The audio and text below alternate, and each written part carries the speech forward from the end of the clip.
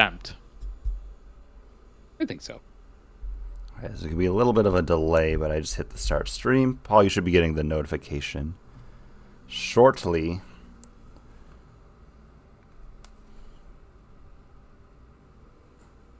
There it is. There it is. Bam. All right, let's get it going. On over. Hey, Baggin' Boardcast. It's Guys. Welcome 615. I'm Episode. I'm Paul. I'm John. And we're podcast three ways, Chris. And that brings us to the Week in Geek, the top geek stories of the past week.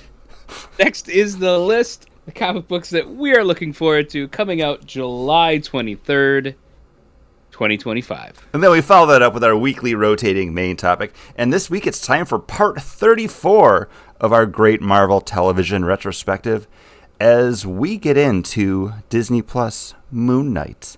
And as is custom to do now when we do one of these retrospectives, we have a cocktail that we try to theme into the movie or the TV show that we're watching. And John, I just saw you take a sip of yours. So why don't you tell us what you created for Moon Knight Day? Yeah, so I'm calling this a Mr. White. It is white in color. So I have a shot in an ounce and a half of amaretto, an ounce and a half of pommeil, something like that. It is a apple brandy that has been aged in French oak barrels, and then I have topped off with a little bit of toasted coconut seltzer and a splash of cream to give it a nice milky color, and it's pretty delicious. The apple brandy and the amaretto go really well with the coconut. It's nice. I like it. Is this something that you found online, or is this something that was like a John concoction? Totally made it up. Nice. I thought amaretto, because I've been making Caitlin amaretto creams, so it's just amaretto, some ice, and a little bit of cream. Then I also was thinking about, because I have bush apple, and I had the apple brandy, and I was thinking about putting those two together. And then it's like, oh, I bet the apple brandy will go well with the amaretto. But man, if you had the bush apple with the apple brandy, Doctor wouldn't be able to get fucking close to you at all. They'd see you coming and they'd just be like, "No, thank you, sir." He's got a force field on him.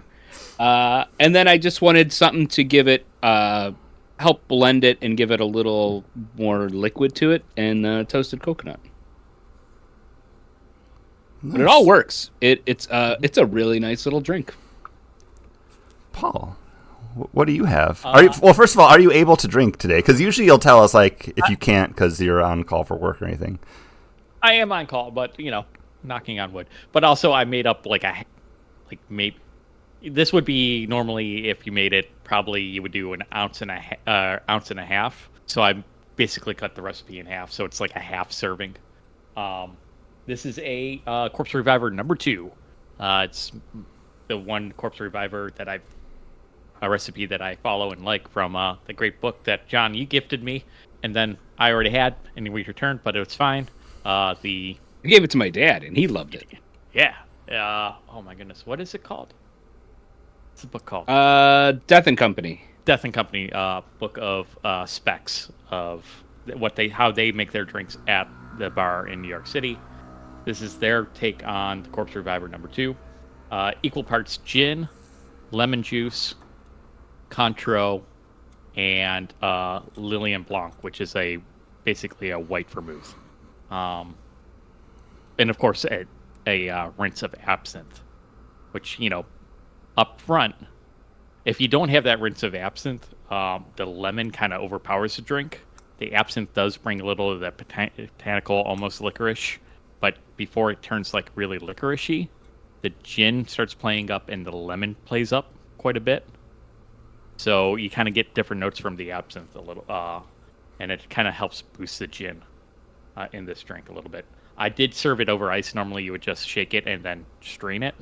Again, since I'm on call, I'm watering down my drink a little bit. So I'm having it over ice so I sip it and have a nice long drink and this might be the only drink I have. If we crack anything else open, I wasn't sure if we were going right into cocktails, but I do have the Weekend Warrior, which is only a 3% beer.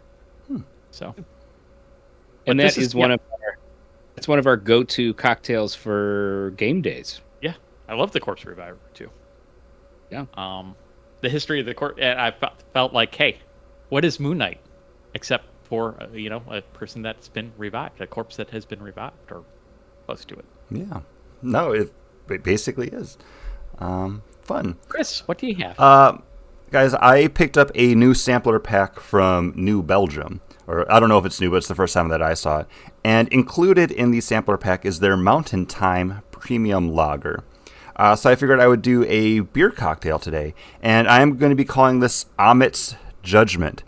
I need you guys to play the role of Arthur Harrow, though. Have I been good or have I been bad? You've definitely been bad. And Paul's refraining from answering as he just wheels himself away. For something I can use as a cane.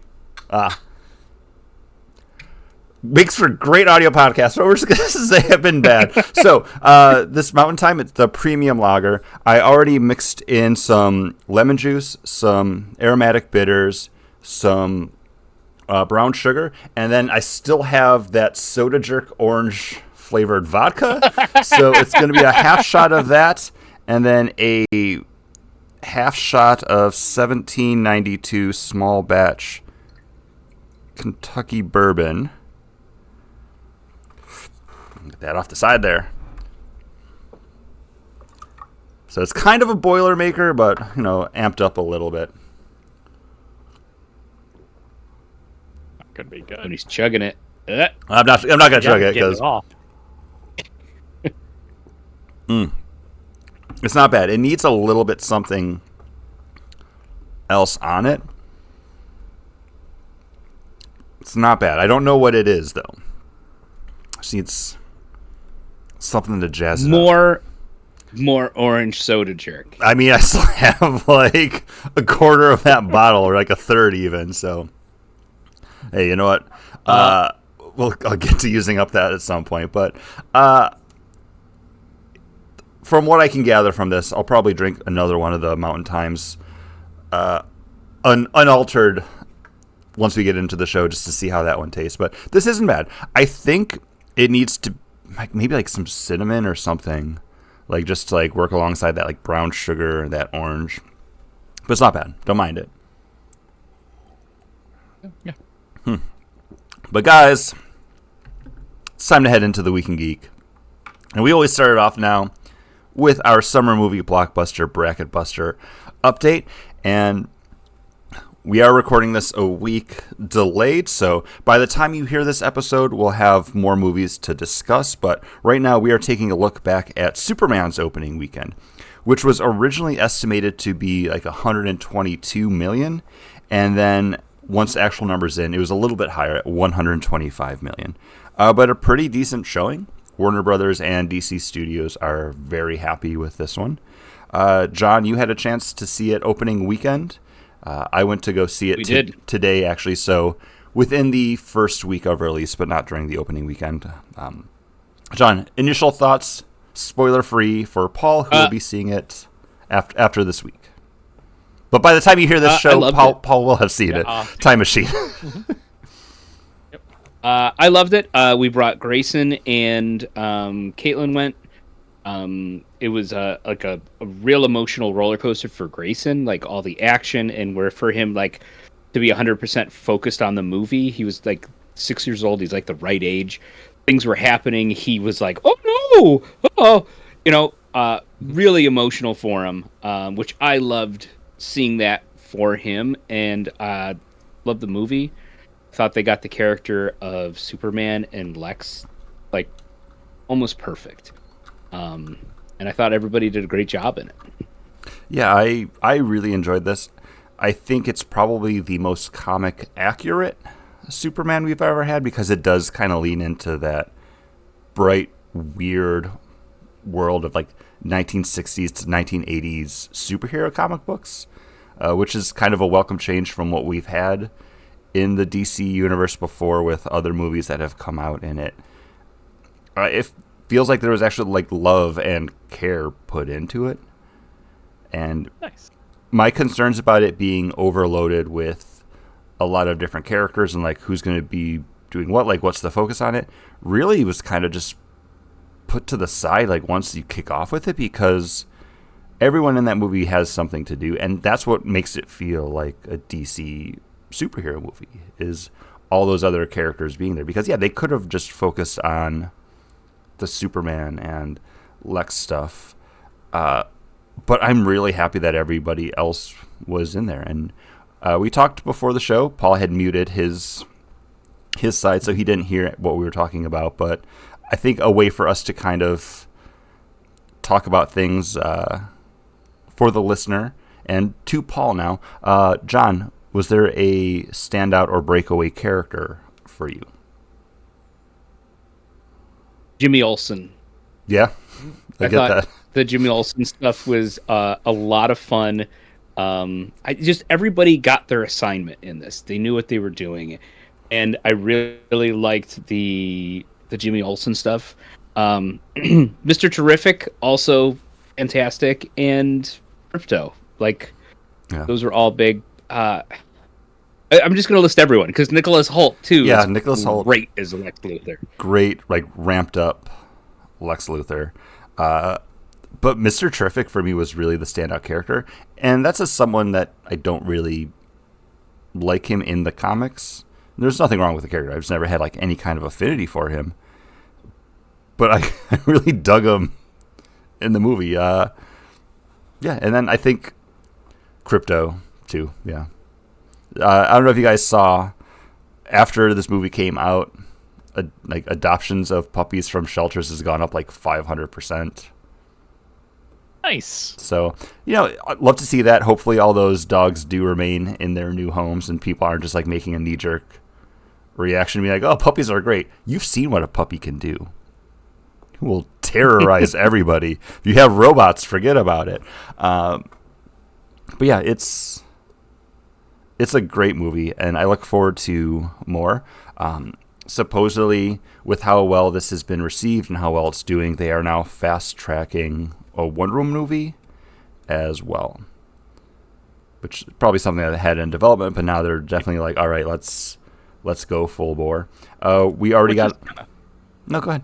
Oh, I'm sorry. Which I haven't talked, and which seems counterintuitive to all the press that the guy James Gunn has been talking about. Like, hey, we want to make sure the script is good. We want to make sure that everything's right before we move forward. We were very excited because we really like this writer. We really like this director on this story on this movie. We wanted to move forward with the movie, except the script just kept getting. It just wasn't great. We couldn't figure out the third act, so we decided to shelve the project. And that's what DC. That's what we're going to do over at DC. We're not going to just, come out with a character and a release date and like hit that character and release date no matter what the kind of movie we release. We want to make sure everything we tell is worthy of the story and worthy of the audience time and worthy of the scripts that we're producing. So at least that's what James Gunn said. No, that's what he said, and he's. Go ahead, Chris. Because the fact that they had a movie that they were working on, they had a script, they already had a director lined up.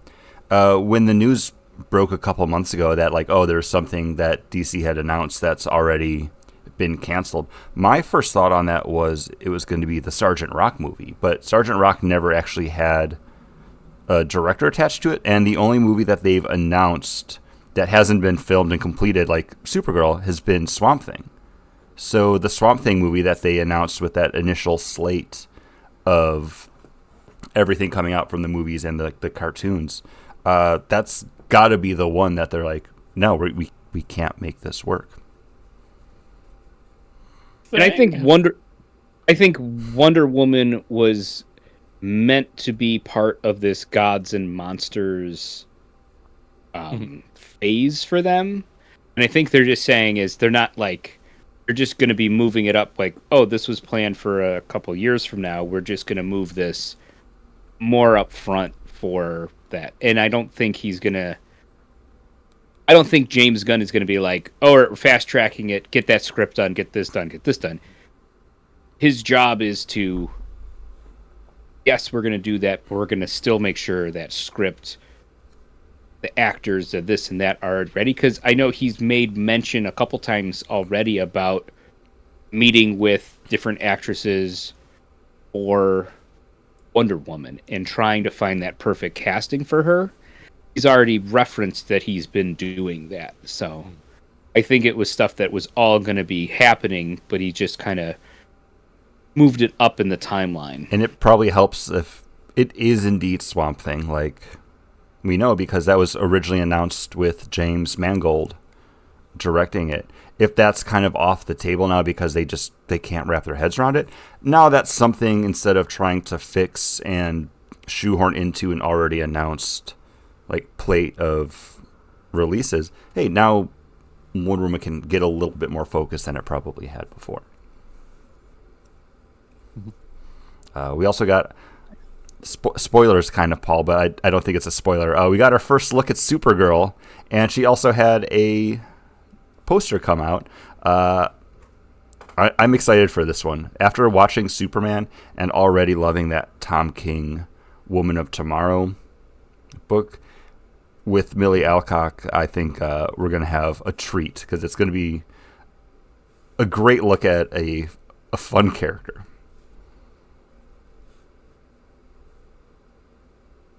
Yeah, I don't know if John's movie, texting me something or if he's looking something up.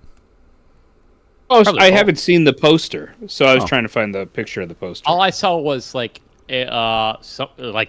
her standing in front of a Superman poster that just says "Look up," and then she took there's red spray paint that says "Look out," so she put "out" over "up," or somebody did, and she's just happened to be there drinking like a Slurpee. Yeah, it looks like a Slurpee, right? Yeah, soda. It's it looks like a blue raz. Ooh, I did can't go wrong with the blue raz. Right, blue raz is great. He did try the beatbox blue raz because honestly, guys, I couldn't finish that second one. Wait, so Paul, it sounds to me like you want to do beatboxes again. So next week, that way you can go back to it. No. Beatboxes will be back, baby. No, she took a shot of it. I'm like, okay, let's have fun. Let's do a shot of this real quick. I want to hear what you think of it. And she's like, ooh, I kind of like that. I'm like, well, yeah, it's blue raspberry. There's nothing not to like about the flavor of blue raspberry. The king of flavors. And then she's sitting for a minute. She's like, I know you said it's 11.1%, and we only did a shot, but I'm feeling it. And I'm like, that might just be the sugar. And she's like, you know what? It's probably sugar. For how she makes her Jell-O shots, I'm sure she was fine with that. But I still have half the red one in the fridge that I'm like, I'm probably not going to finish it. But hey, I chugged it, so my tilt bet is clean. If you say so. No, that's your agreement. And we agreed upon it. That is the record. The record is set. I am clean. Okay. I have no more red in my ledger. Pretty sure you owed me 2. I only owed. I think I owed you 2 because of the Godzilla bet. Because I thought Gamera was going to be in. I don't remember what the other one was. Because the Gamera one is the one that stood by. I stood by, I should say, because I really thought Gamera was going to be in that movie. But that's a movie that came out a while ago. We do have 2 more movies coming out. By the time you hear this, they'll all be out with their opening weekends, but as of our recording, they're coming out tomorrow with Smurfs and I Know What You Did Last Summer, both releasing the same day. And guys, I finally saw a trailer for Smurfs before I went to see Superman the day before the movie came out. So, yeah, I guess they're kind of marketing it. It's starring Rihanna. And when I went to go buy my tickets for Superman, the Regal Cinema app said, hey, if you buy a ticket to Smurfs, you'll get a free large popcorn, free drink, and 2 candies. So please buy tickets to Smurfs, apparently. I mean, I don't know who's putting that out, like Warner Brothers, Universal, or whoever it is. I feel like they did drop the ball on marketing it. There's been nothing for it. So I guess trying to coax families to go by like, hey, if you buy tickets, we'll give you free snacks, which is a really big investment when you go to the movies now. I mean, even today when I went, it was just me because Yanni was at work. I got a drink, like medium popcorn and a hot dog, and that was like $20. Was the hot dog worth it, Chris? Always. Movie theater hot dog, I love. And all you naysayers, just get one. They're tasty. You don't have to be afraid. Like, they make them fresh. Like, I've been there before and ordered a hot dog, and they're like, oh, they're not ready yet. It's going to be a minute. I'm like, that's fine. And then they food safety is important. Like, they do take out, like, a thermometer and check it. Because I'm also like, it's a hot dog. It's fine. Like, I'll eat it cold. Like, I don't care. But they do what they got to do. Yep. But we're used to the pre-cooked, like, Salen's, Ordinsky's pre-cooked hot dogs that are pork and other meats mixed. They're probably serving the all beef hot dog down there where it isn't pre-cooked. So I feel like nobody's gonna serve an all beef hot dog. I feel like that's like too much of an investment. Oh. It's all filler, baby. It's not at all. Half sawdust, half pork, half I don't know what else. And I know you can't have 3 halves, but they work it in. News. Anybody got anything else? I know we do. We talked about it. Yeah, we just got 2 trailers. One for Mortal Kombat 2, and then we have another one for Uncaged Fury. Man, I've been waiting for the next Johnny Cage movie for so long, guys. I'm sorry I forgot to put it on the bracket. That's really what it is, but it came out a little bit like too far after, and I didn't want to hold the bracket up until October, so. Yeah, 2 movies coming out the same day. I wonder what. Both by New Line Cinema. It's kind of crazy that they would book themselves like that. But Mortal Kombat released a second trailer and then released a fun fake trailer for a Johnny Cage movie, which I enjoy the casting of Karl Urban because I love Karl Urban and everything. But Karl Urban definitely is not doing the fight scenes in these movies. And you can tell, but he does look good as Johnny Cage. That was my but first he definitely thought. Looks like he's not moving.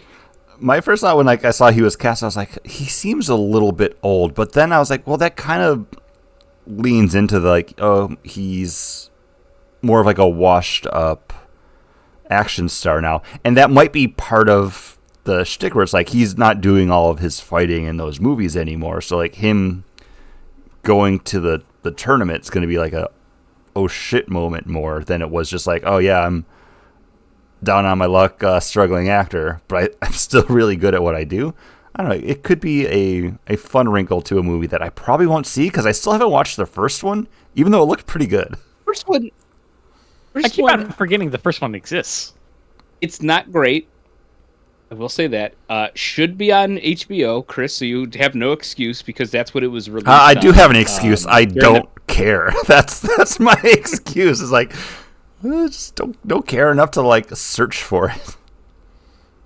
I do like that this movie looks like they realized all the problems they had with the first one, and like the guy who is the main character in the first movie definitely doesn't look like he's the main character in this. It looks like it's all about Johnny Cage because you see one flash of that guy for 1 second in the movie trailer, but it looks like it's all about all the other characters because he was not a character from the games. He was somebody who's created just for the movie. I was going to ask, like, which again, Liu Kang, but like, no,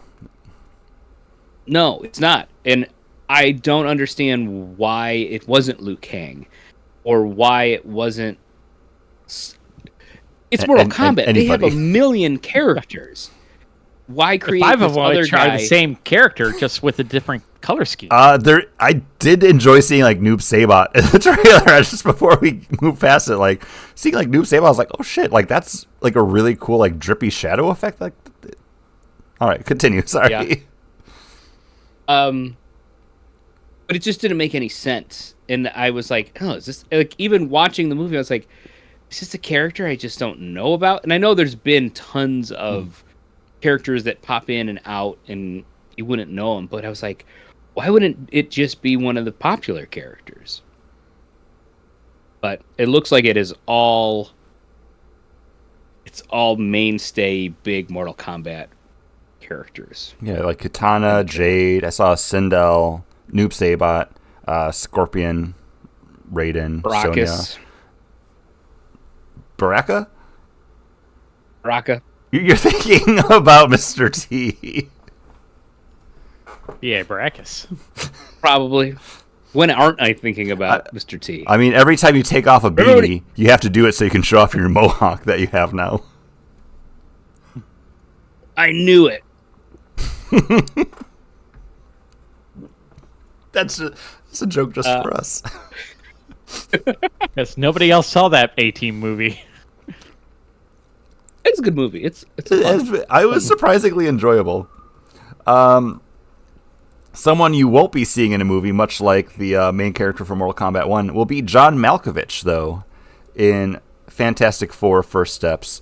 Director Matt Shackman did confirm that even though he was featured in the first teaser trailer for it, all the scenes of John Malkovich have been cut out of this Marvel Cinematic Universe picture. Rumor I heard was he was supposed to play an older Franklin Richards, and then to tie, when stuff was coming out to tie into the Doomsday and that stuff, they needed to cut it out because it changed. It wouldn't add up to them going into that movie or something like that. That's just like the rumor stuff. But I'm pretty sure, I mean, he was supposed to be the guy that controls the monkeys, right? What was his name? Grandmaster? I don't know. Fantastic Four villain that controls the monkeys. Sorry, I'm John. a Fantastic Four fan. I don't know about controlling no monkeys. John, you saying that actually reminded me of something from the Superman movie that I wanted to ask you about, but I'll text you about it later on in the show when I run away to grab my next beer or something, because I have thoughts. Okay. Anything else that you guys need to talk about? Anything else that popped up in your brain? I don't think so. I got nothing. Paul, I got nothing in my brain. Paul, you have so much in your brain, including thinking about what comic book you're going to be picking up this week. As we head over into the list, the comic books that we're buying this week, July 23rd, 2025. Now, guys, I know it's a classic Paul thing, and you guys are going to laugh at me because I'm picking up a part 4. Yeah, that Paul, I was going to ask you, like, you realize your book is not, it's a number 1, but it's a part 4 of a crossover, right? There's part 4. But the reason why I'm picking it up is because it's reintroducing the Shade into the DC universe after All In. So, and John, you love the Shade as well, right? Like the Shade. I do love the Shade. Starman, like this on again, off again villain hero kind of dynamic. He's not an anti-hero. He's just an agent of like. He's his own agent. He's in it for himself. He wants to preserve things that he deems are worthy. So, yeah, the Shade seems very cool. Apparently, the rogues have been like recruited as Eclipso's like to Eclipso, and somehow the Flash is fighting Eclipso. I have this is a part 4, but I'm not in it for that. I just want to see Wally West interact with the Shade. I'm excited to see that happen. Written by Alex Packendell, and artist is Daniel Bayless. So we'll see how it goes. Nice. John, what are you picking up? I am going to be picking up one of my favorite comic books runs was the Six Gun and the Six Gun Battle for the Six #1 is coming out, and this is going to be taking the different decades and different time frames of the Six Gun. And this is going to be like a new reborn. The guns have fallen away again, and new people are going to be finding them, kind of a story. And yeah, I'm looking to see what's going to happen with it. I love the Six Gun, but I think this is going to show different generations of, because there was in the comic books they show like knights carrying them as swords, and then they transition to guns, and it's going to be kind of through the different timelines of following these weapons of destruction. But again, written by Colin Bunn, art by Brian Hurt. Looking forward to it. Nice. So is that going to be one of your picks for look back? Because I think you had the original Six Gun as a look back or a trade and policy review when that was coming out. We did it for a trade and policy. I probably won't, because it's just like one of those books that you guys read that trade how many years ago? Mm-hmm. You have no frame of reference, at least no like 12. Understanding. No understanding of any of the other characters, so it wouldn't be fair to you guys, and it wouldn't be fair to the book to get your judgment when you don't know anything about. But isn't this kind of like a precursor, like standalone in that world? I think because on the cover you have a ton of different glimpses of characters and things that happened in that first. I don't even know how many volume run, because I picked up most of it up in issues. I think I bought trades and then I bought the rest in issues. So I think you would need to know something of the connection of all these characters. And if it's a good story, they'll explain it without overly explaining it. But I probably won't pick it because, I mean, it's not. I don't think it's fair to you or fair to the book. No, that's fair. I'm surprised you wouldn't, because I know Colin Bunn's one of your guys, so. But I'm still going to pick it up and read it, and probably will continue reading it month to month because I enjoy that story and those characters. Fair. And they had a book come out a month ago too, that was like just like almost like I'm not going to say a zero issue, but kind of like a singular kind of story that feels like was setting something up. So it's kind of like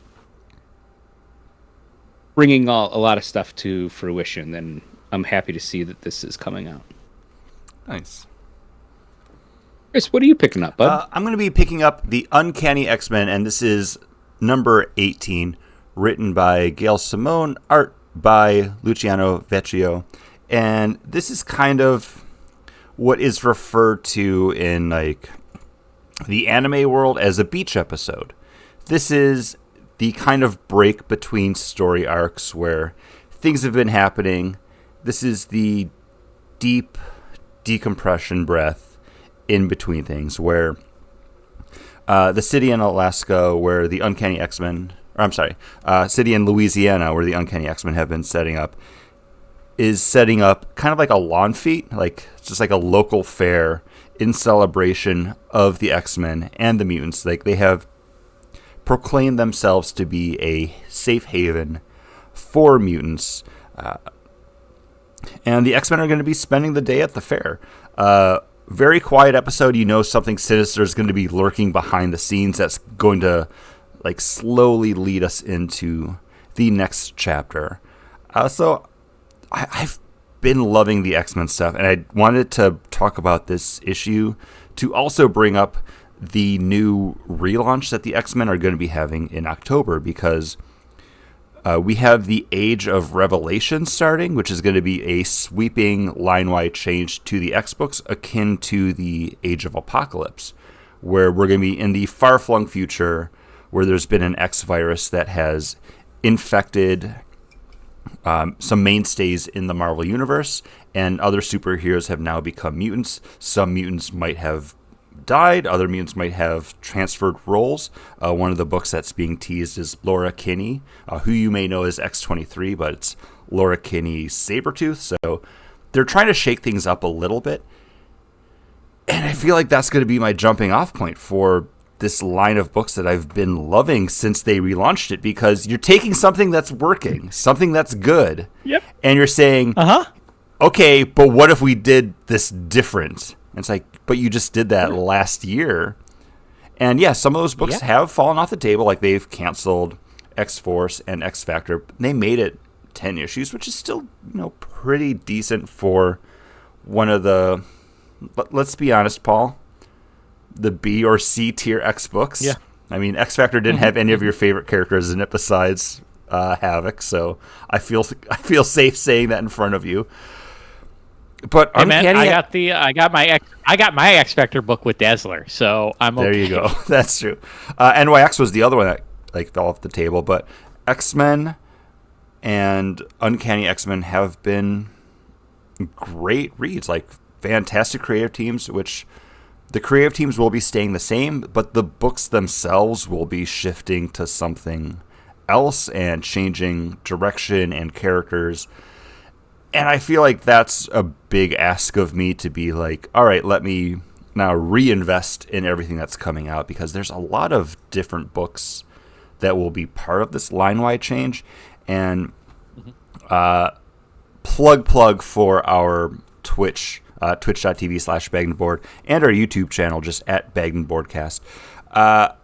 When I go through month to month now, I'm going to do what I'm calling deep cuts, where I'm going to start going through those solicitations and looking at all the books that are coming out and asking myself that question, like, is this something that I add to my list, or is it something that I cut now? Because I'm going to have to make some decisions with my Marvel comic book buying, because I'm mostly buying like all the X books now, and then Runaways, which is also coming out this week. But I feel like that's the drop off point, because taking place in the future, they're going to relaunch everything after the Age of Revelation.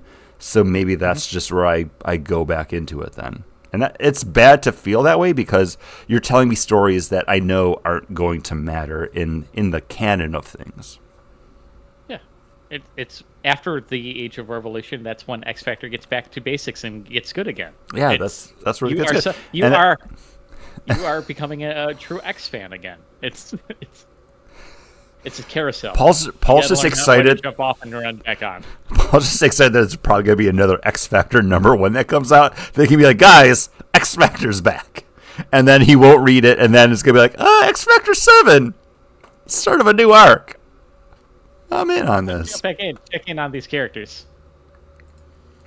But let's check in over with John, who got up, and I'm assuming he grabbed another beer. I did. To keep with the Moon Knight thing, this is the Harrow. And this is what I said I was going to do. Bush apple with 2 ounces of my apple brandy in there. And it just makes cocktails. It a little more appley. Is it in balance? Or is it too much apple brandy? No, it's perfectly in balance. It already was appley, and I just appled up my apple. It's great. 2 apples. Really? You got 2 apples don't clash?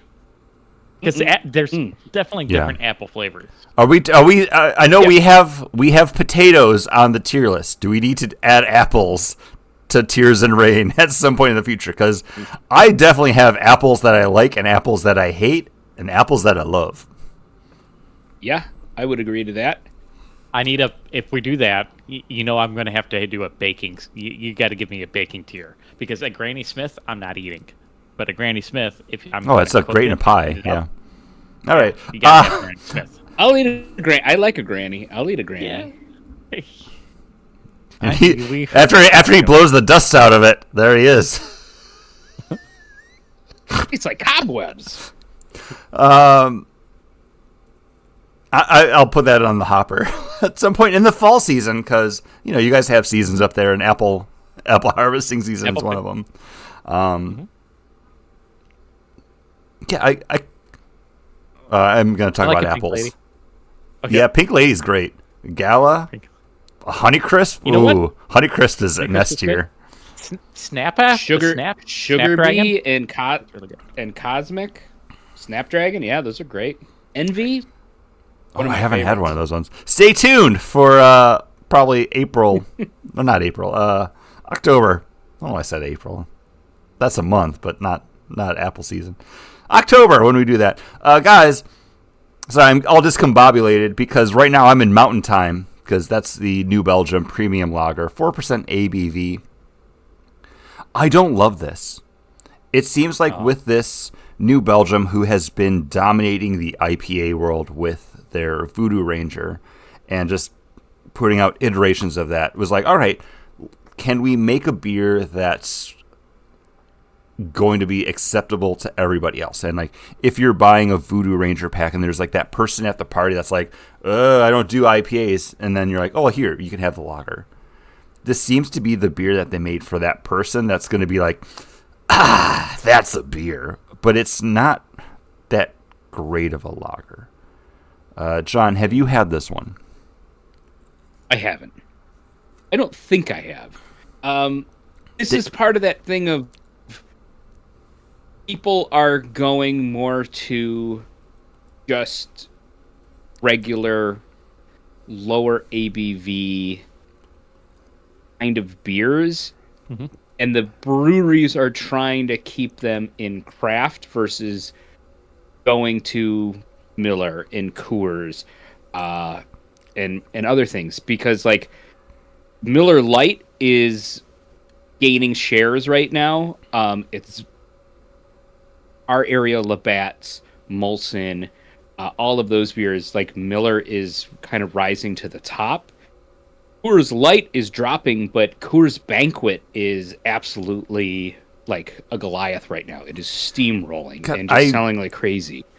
I know I'm a beer guy, but I just feel like probably how my mom or Yanni or anyone else feels like when I talk about like video games or anime or comics. What's Coors Banquet? It's just regular Coors.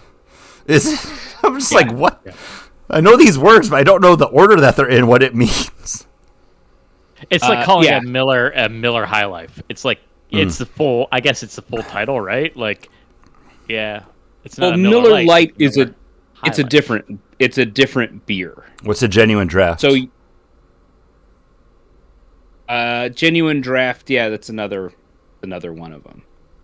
But so like to make Miller Lite, you brew a beer and you're actually adding this food chemist in like the 50s created this way of making it, and actually the beer comes out a higher ABV, and you actually do like cut it with water to cut that ABV in half, and that's what makes it a light beer. And the guy that created it actually brought it to another brewery. That brewery tried it out. It wasn't a big hit for them, so they canceled it. And he took they added apple juice to it, and then it's like, bam, we got Bush Apple. We got Bush Apple.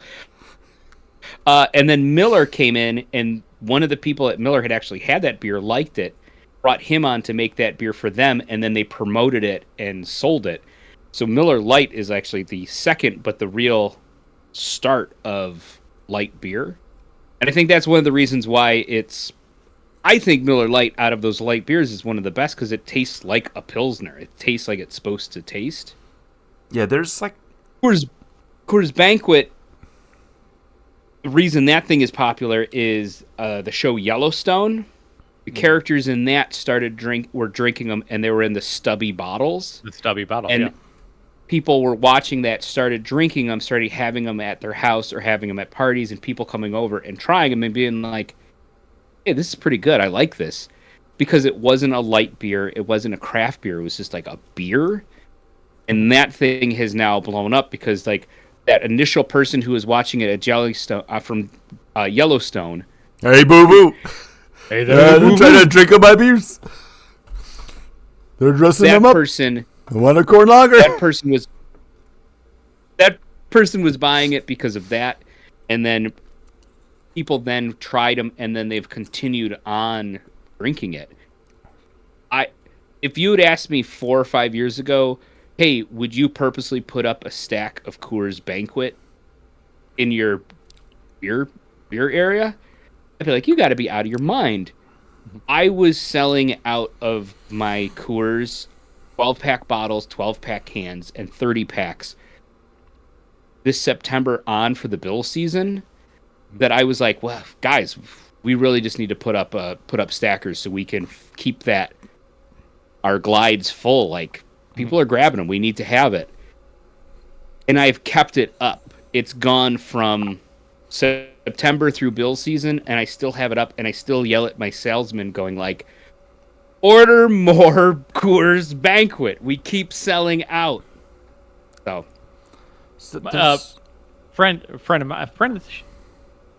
mine, friend of ours, but not friend of the show, Eric. He loves Coors. He likes Coors in the stubby ones, stubby bottles, and not because he watched Yellowstone, but it was a thing from Cobra Kai. Because Johnny, I think they drink. Yeah, Johnny Drinking in that too. Yeah, he drinks it out of it, and he's like, "Oh, that looks cool, the stubby," because he's already liked regular Coors, and then when he saw the stubby bottle, he's like, he started picking up the stubby bottle, and so not Yellowstone, even Cobra Kai. So, and that was before Yellowstone. So I've had a couple Coors Banquets in the stubby bottle, and they're okay. They're fine. yeah, Not but that just I. a beer. Yeah. Yeah, there's like a weird malt pop, like mid palate on this that I was trying to place because it starts off very light, and like as soon as you start thinking like, okay, like this is nice, this is like crushable, like that malt kind of like rolls in, and I'm trying to see, and it just says it's made with pale and pilsner malts, but there's just something about it. It might be like the hops that they also brewed with it that just like are adding to it, because it kind of becomes like muddied in the middle.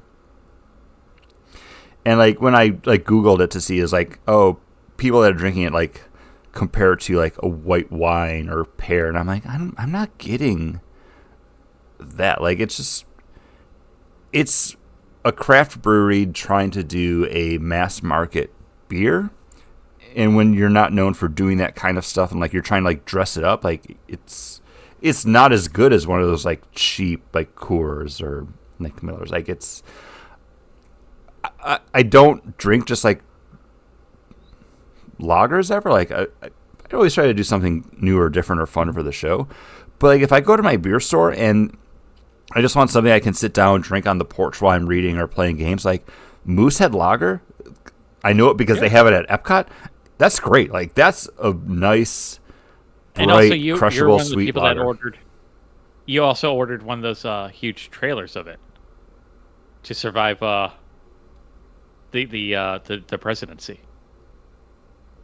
Moosehead Lager, they offered a package where you could buy one beer that will last. You could have basically enough beer to drink one of their Moosehead Lagers, one beer a day for 4 years.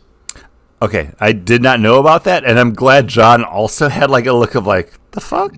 Because I was like, did I miss a reference? Nope, I didn't. It was. It's only Paul It's knows part it. of the. It's part of Canada's like elbow up program, being Nice. like, we got to deal with this guy again. No, Guess what? You can buy, and it's sold out. Like they offered like maybe thousands of these, and it sold out within the first like 24 hours. I mean, I could buy a 4-pack of Moosehead at like my beer store. It's like $8. Like it is really good. But yeah, I would prefer something like that it's a nice beer. to like the Mountain Time, because you're putting lipstick on a pig with this one. Like you're dressing up something that I don't want the dressed up version of it. Like just give me like crisp, clean, crushable. Don't fancy it up. Can I ask what the can date is on that? Because I You don't can. remember what the variety pack looks like right now, but I don't remember that being in there. I don't see like the date it was canned on, but it says it's best by the 9th of November 2025. Okay. So there's Then, like yeah, it a must be in one of the newer ones. there's a production code on it, but it doesn't give me. That's fine. anything Yeah, more I than mean, that. if it's still in code because it's not November. So, yeah. Yeah.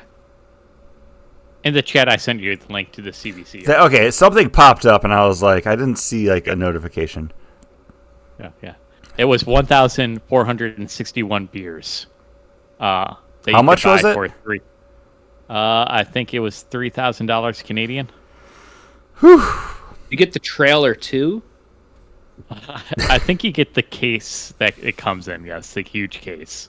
That's It was a called lot. the Moosehead Canadian Lager Presidential Pack. That's a lot. Paul, The first one sold within 11 minutes, and then all five. Oh, they only offered 5 of them, and all 5 sold within 24 hours.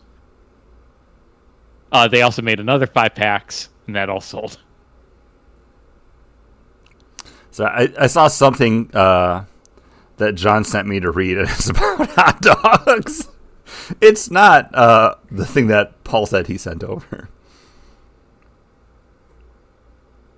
All I want to say is Paul said that all beef you can't eat cold, and I was like, that's not right. No. I wanted to clarify the air. You can eat. They're cured. Okay. They've been All smoked. beef. They're done just the same. Okay. They're not a fresh pork or beef. So if it's pre-cooked, why do you need to put a thermostat? Read the fucking article, Paul, because it says it tastes better that way. Oh, okay. I'm sorry, I didn't read the article you didn't send to me. Yeah, you just I'm sent it to sorry. me. I said it to the- You sent Oh, it did to I me. send it? I thought I Yeah, sent it. probably because I'm sorry, John. Maybe if you send me the article, I could read it. Paul, swear at him, you, swear at him, buddy. swear at him. No. Oh, it's in Do the it. Bagden. Look at the Bagden. Look at the Bagden board. It's right under the dramatic reading. Oh, it is. Okay. I thought you just sent it to me. I apologize. I was wrong on that one. I was trying to stir the pot. Do you? This is Where? an AI thing. I don't believe it, John. That's AI. They get it wrong all the time. Coming at me with AI answers. Do your own research. I Googled it. Yeah, and just clicked on the top article. You got to get down to page 10, bud, to find the real truth. You got to keep looking through articles till you find the one that says That I'm you agree right. with. I'm looking for the one that supports my belief. That's doing your own research. That's the internet. All right, are we going to talk about Moon Knight? Something we have to wait. do first, Paul. I've been waiting for you. Oh, Been waiting with it And now- open. Got to click on it so it And can now- pop up on twitch.tv/BagdenandBoard. If you're watching it, you can see what I'm about to read. Or just follow us over on Instagram. I'm going to put it up there, too. And now, the Bagden Broadcasts proudly present a dramatic reading from the history of the DC Universe, Issue 1, page 30, Panel 3.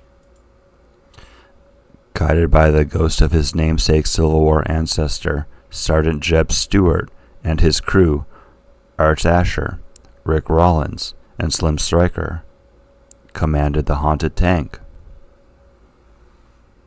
And that was a dramatic reading from the history of the DC Universe. Was it dramatic, Paul? Was it?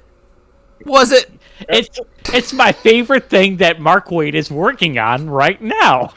His too. Only way to His read. too. Only way to read that. I need a drink after that one, so I cracked open another New Belgium from my variety pack, and this is their Dominga. This is a grapefruit paloma. It's an ale with agave, golden lime, and grapefruit, and the lime extracts. 8% ABV, so a little bit bigger, like than the Mountain Time, like going double on this one. This is nice. That grapefruit and the lime definitely show through. It makes it feel like it's an actual paloma. Like it has a nice, rich mouthfeel. Like, and I think that's from the agave. Like it makes it feel like you're actually drinking a cocktail. Like, and this wasn't planned to have it be like our cocktail like show for the main topic. Like, but this is a very close facsimile to the cocktail in beer form. Like everything you would look for in a paloma is here, but being a beer, it's much lighter, crispy, bubbly. This is a knockout. This is great. It is really good. We don't carry it out here anymore, which is very upsetting. I'll send you a picture of the variety pack so you can see if this is a thing that you have or could stock. We Cause only carry the IPA variety pack. but that's why I grabbed it, because I looked at it and I'm like, oh, there's other stuff in this one. Like, and the other two beers are IPAs. Spoilers for whatever I wind up grabbing next. But I've said this before on the show. Like, if you give me a variety pack that has multiple styles of your beers in it, I'm more likely to pick it up than the variety pack that's going to have 4 IPAs. I agree. I like variety. I like IPAs, but if it's just like, hey, here's our house IPA, a cold IPA, a double IPA, a hazy IPA, yeah, I'm gonna like all those beers probably, but I'm not excited to get it. Yeah, I agree 100%. They also do a orange version of that, I believe. Oh, like a blood orange. That would be delightful too. Orange whip? Orange whip? Orange whip? Orange whip? Orange whip? 4 orange whips. Yeah, this is really good. I like this one a lot. But yes, Paul, we will now talk about Moon Knight as we head into our main topic, because it's time for part 34 of our Great Marvel Television retrospective. We've been doing this for years now, where we are going back through and rewatching everything in the Marvel Cinematic Universe. Remember when we were afraid we were going to catch up? I mean, it's going to happen at some point. It won't be anytime soon, but it's going to happen. And I look forward to that, because at that point, then it's going to become kind of like a movie fix. Because when the movies or the TV shows come out, like, we'll be timely with it. And that'll be like the main topic. I think we got dangerously close, and then you decided to add the Disney Plus series in there. I feel like you did that strategically. Oh no, Marvel did that. They saw, they were like, they're catching up. They were constantly looking in the rearview mirror, and then like, they're gaining. They're gaining. Oh wait, that's a different movie franchise. Yeah, but it works. It works. Another top grosser, but I think the pandemic is really what did it. Because that's when we started getting more of the television stuff, because people couldn't go to the movies, so they were kind of just like shuffling everything off to streaming platforms, which is where you'd be able to sit down and watch Moon Knight, rallying back into it. Yeah, Moon Knight. And Chris, am I mistaken? Didn't we do a episode 1 and 2 of Moon Knight for a movie fix? We did back in 2022 when this originally came out. I'll post a link to that one too, because we'll share that, because we go a little bit more in depth into that than we probably will here, even though it's a main topic. This series is 6 episodes long, and these are really dense, deep, like hour-long almost episodes, and that's something that I forgot about. And going through this show made me be like, if Marvel's introducing a new character, I would prefer them to do it this way, because you're giving those characters time to live and breathe and exist before you're like shuffling them off into something else, which, spoilers, has yet to happen for Moon Knight, and I'm kind of heartbroken about that, because guys, I love this show. I definitely think it is one of the best. It's one of the better Marvel shows, and I think a lot of that has to do with the casting in this. Mm-hmm. Yeah, this definitely came out when I was during the time. I believe Pedro Pascal experienced a similar time that Oscar Isaacs was experiencing back when this show came out. Like, Oscar Isaacs was in Star Wars. Now he was in Marvel, well, kind of Marvel, semi-Marvel. And now he's in Marvel over here doing Moon Knight. Like, he's doing it all. He can do everything. in the geekdom realm, and now Pedro Pascal's kind of experiencing a similar timeline. And Oscar Isaacs is the best part of the show, except for one of the characters that he plays. I'm just like, I feel like Khonshu most of the time. Like, give up the body, Idiots. especially that first episode where I haven't watched it since the release. All right, Paul. when it first Paul, came out. I'm throwing it to you then. Set us up. What's Moon Knight about? Moon Knight is about Stephen Grant, a guy that works in London in a gift shop of a museum that's kind of obsessed with Egyptology, I would say, the mysticism of Egypt, more so than the actual history. To the point he's correcting like the gift shop manager on like, oh, this poster's wrong, and she's like, Marketing's getting it wrong. to quote the big RZ, who gives a shit? Yeah, because the person that's running the gift shop doesn't have any say with the marketing team, so he's talking to the wrong person about it. He suddenly is waking up in the middle. He fears that he's waking up in the middle of the night and just experiencing blackouts, not knowing what's happening, and ending up in weird predicaments. And as the series progresses, we learn that that maybe he's not the actual protagonist of the story, but the person that he's afraid of, the man in the mirror, is Mark Spector, and he is the avatar of one Khonshu, a kind of despondent Egyptian god who's supposed to pass judgment upon people, and He's vengeance. He's vengeance. Yeah. And his position is trying to be obsessed by John. You need to drink after it. Anuit, and I'm forgetting the name Amit, of the person. Who's very much like punish them before they do it, and her new kind of avatar with Arthur Harrow, who's not really an avatar. He just takes upon the mantle upon himself. He does, but then he becomes the avatar, like, towards the end of the series, because like he's acting in her stead because she's been sealed away, but their viewpoints much more align. And he does have powers from her. Well, he's using this, but he's using the staff, but he's using it. It is a power from her that he is using. Not to say that she's empowered him, but he has power from her that he is using. He's a pseudo avatar. But she's not acting through him. He's acting, because when he meets her finally, he thinks that he's going to be judged and that she's going to judge him fairly, and he will accept that judgment. And then it turns out no, she's fine with just manipulating the situation, much like Khonshu was.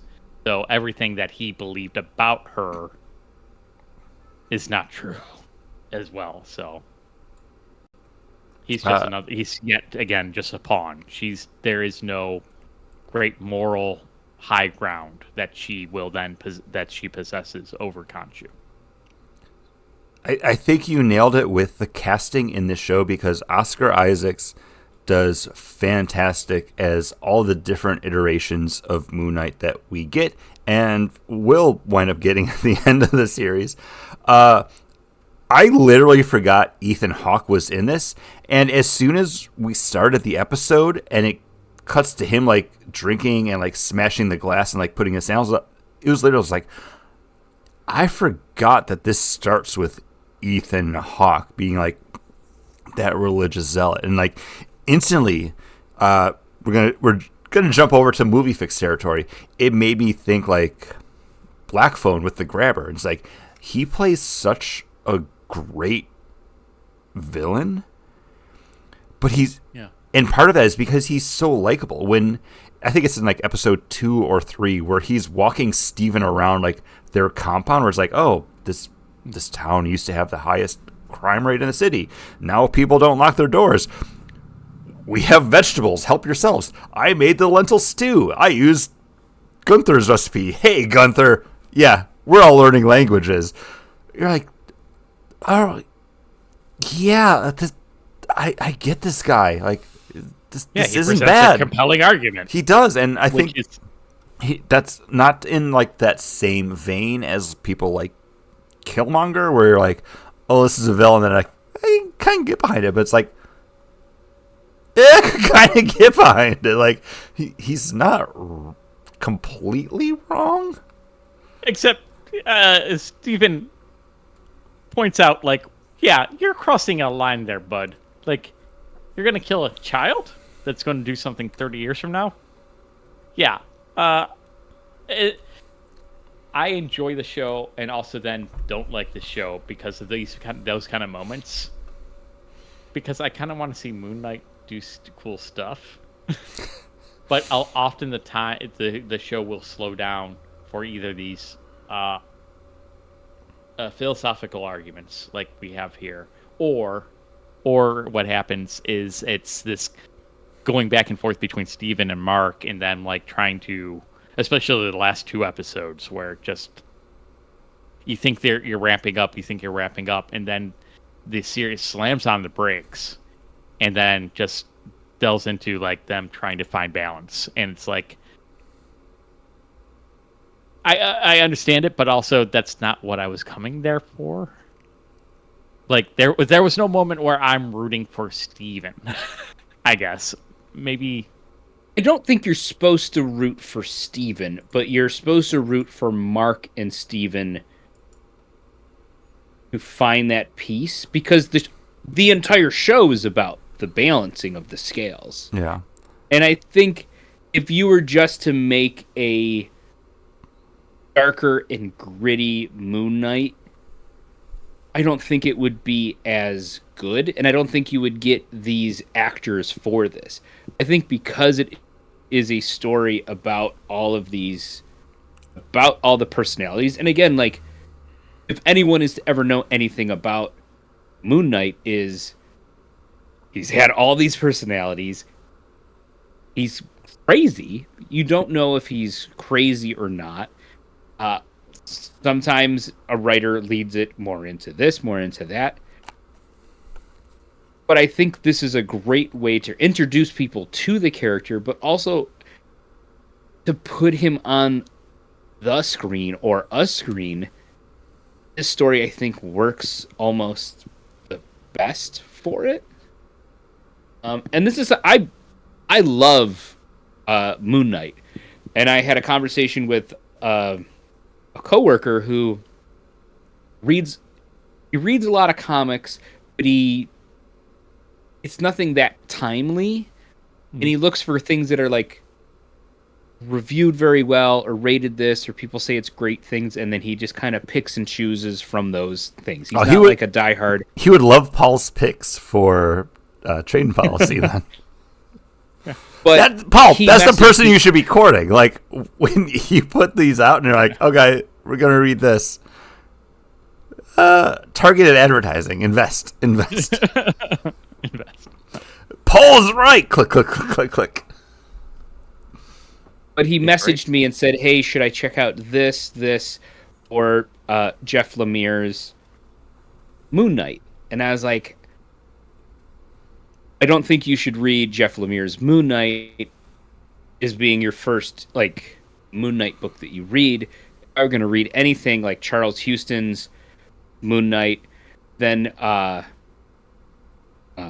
Ellis and Colin Bunn's, their take on, like, that Mr. Moon Knight where he's in the suit and everything. And then when you kind of have a grasp on this character, the Bendis Moon Knight is actually pretty good. And then read that, because the Jeff Lemire is a total breakdown to the character, and if you're not aware of kind of his history, you don't want to read that. But after I had that conversation with him, I started rereading Moon Knight, and then when Chris was like, "Hey guys, remember we got to watch Moon Knight," I was like, "Oh, hey, I'm in Moon Knight mood. This is great." Mm-hmm.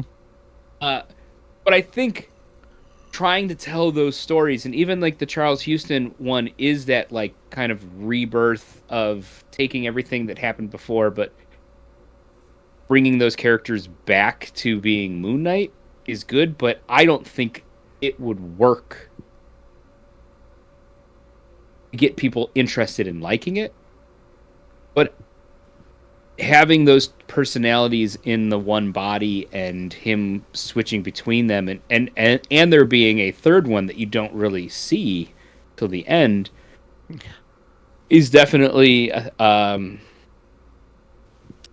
good storytelling, and it would get your Ethan Hawke and your Oscar Isaac and your F. Murray Abraham to do this.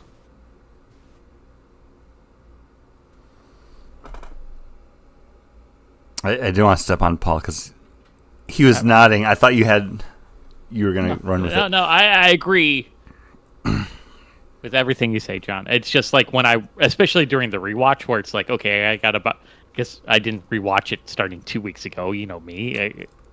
We all watched it probably starting like after the last episode. No, I binged it all today because I was off. Yeah. I went to see Superman. I bought comic books. I bought beer. Came home, watched Moon Knight. That was my day. And it was a beautiful day.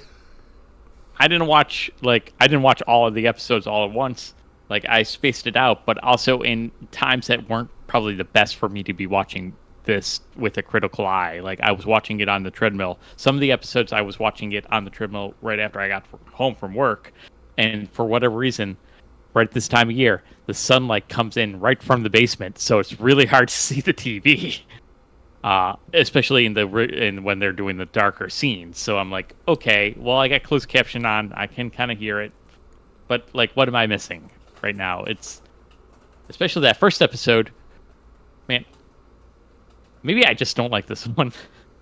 Maybe I don't like the songs they pick too. Like, when I wake up, ba-da-da-da-da. I'm like, that song constantly gets played at least twice, right? Maybe more. Oh, yeah. Yeah, when he Lonely wakes up. is a man without love. I'm like, the needle drops, I didn't think worked in this either. The first episode with the wake me up before you go scene, it's just like, okay. See, those didn't put me off at all. Like, didn't put me off. I literally did not remember there were needle drops in this until you started like talking about it, and I think that's. I love a needle drop. Paul, when you silenced your headphones, but they didn't work, and you agree that they didn't work. No, I think they work. Yeah, they weren't anything that I thought anything other than that works with the storytelling that they're doing. Almost dropped my beer. Got it. Saved it. Just because they say "wake up." Yeah, but that's the thing, Paul. Yeah, for but you, it's also this character that is not the real being or the person that's been there, and he does want love because the character, he's a part of Mark who's trying to push away love because he doesn't want his wife to be taken. Like, it has a lot of meaning in that song. And with the wake up, all that stuff with that character. It's him waking up and realizing he needs to be mentally healthy. So they're needle drops, and Paul, I didn't recognize them as needle drops because they work, and it's not like it's taking me out of it because like I'm hearing this song kind of thing. Like when we were talking about Superman pre-show and you had your headphones silenced, I was talking to John about one of my favorite scenes, and it's kind of a needle drop scene in Superman. And it works in the it is. It works in the moment.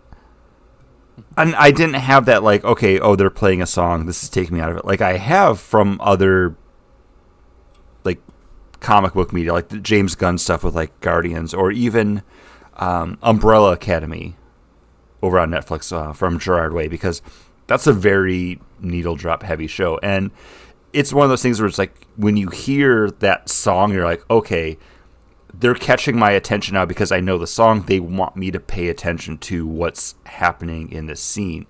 And I feel like with Moon Knight, yes, they're popular songs that they put in, but it's not done in a way where it's like, oh, I need to listen. It's done just as like, this is a soundtrack that kind of fits the tone or what we're doing with his issues with sleeping. Like, that's what I was like. I literally paused. I was like, needle drops? Because they're not like oppressive.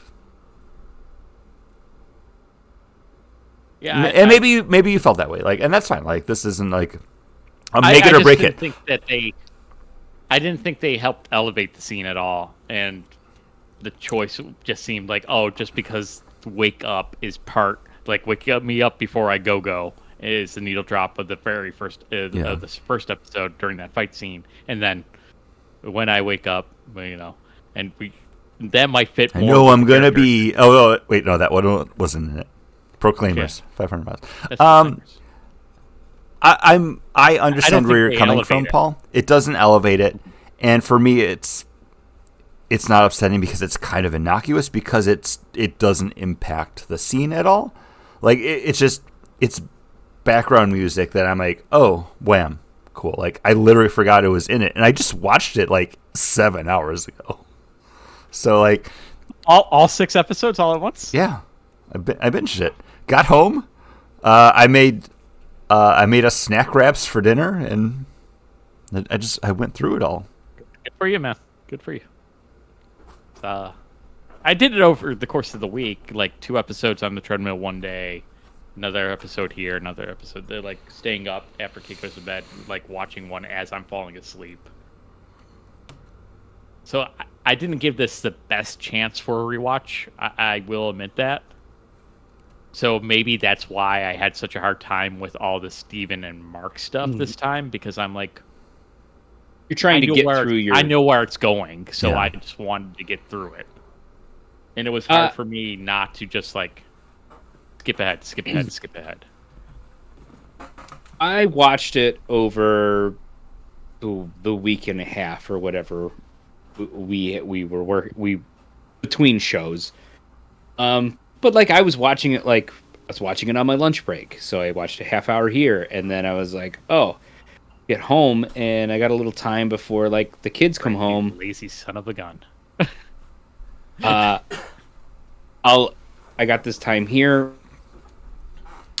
I'll watch it before the kids come home. I'll watch a little bit, not before I go to bed, but like we put the kids to bed, and then it's like, oh, Caitlin, what are you watching? Oh, you're gonna watch this? Oh, I'll just go lay in my bed, relax, and watch an episode of Moon Knight, and then I'll do like my stuff that I do for the stuff I watch to kind of like unwind and go to sleep, kind of a thing. And I remember loving the show, but it's been enough time that I was like, not that it was fresh. I knew a lot of the stuff that was happening, but I was like, oh yeah, this happens. Oh yeah. Oh, the guy with the big knife. Oh yeah, this. Oh yeah, this is when he has the big in cape scene when he does the jump and you get the crescent moon cape. Like, oh yeah. Oh yeah. Mm-hmm. Oh, this is when he spins back the stars. Oh yeah. Oh, this is when he gets shot up and killed, and now he's in the insane asylum. Like, oh yeah. And the thing that I took away the first time that I watched it, and that I think really brings it, is Oscar Isaac is 2 different characters, and you can see that on screen. Yeah. You can see that he is Steven and he is Mark, and they are 2 different people. And again, yeah, like that first episode, everyone's like, what is up with that accent? But it is supposed to be a guy doing an English accent. Like, he's nuts. He's doing an English accent. He's not a real person. Yeah. And it is it's just it just works because he has that, and he has like those puppy dog eyes, and then as soon as he turns to Mark, he has got serious. you are going to get us killed. Let me take over, like, thing. And he is, even if his hair is still combed the same way, his eyes and he looks different. And they are two different characters. It's almost as if they're two different people. Yeah. Well, when Steven is talking to Harold, yeah, Harold, Harrow? Harrow? Harrow? he's like, yeah, I don't remember the guy's name. He's like, yeah, Mark's the handsome little American that lives inside me. Like, he refers to him as handsome because. But there's a moment when he's in like the storage locker. He's more handsome than this guy. And, it's when Steven's like talking to his reflection as Mark, and he's like, "Oh, like you think because you're so handsome, like you're the same person." Like, and there was a moment like when we were watching it, like I think it was in the first episode when Yanni was like, "So we're in a world where everyone's just pretending that that's not how Oscar Isaacs looks," and it's like, yeah, like it's okay. Yeah, he's doofy, but he's still a good-looking man. Like that'll get you by in the world, I think. At least let you be an actor, right? I do want to continue on talking about the actors, and I feel like I was already floored by Ethan Hawke, and he plays a great villain. Then seeing him like a year later in Black Phone as the Grabber, it was like, yeah, we're in the Ethan Hawke Renaissance. Shout out to F. Murray Abraham, best known by me as the uncle who dies in 13 Ghosts and gives the ghost mansion to Tony Shalhoub. Kills it as Khonshu, just as like a voice only role, because anytime you hear Khonshu just kind of like speaking to Steven, give him the body, it just cuts through everything else that's going on. And those are impactful scenes. Like, Steven is suffering in most of those moments, like people attacking him, and just like that voice that he doesn't even understand what's happening, cutting through everything. And like, there's so much presence to Khonshu, and like in those first like 3 episodes where you only see like the glimpses of him in the shadows, or like when there's like the light flickering on him, it just adds such a great like tease to that character. Like, you already don't know.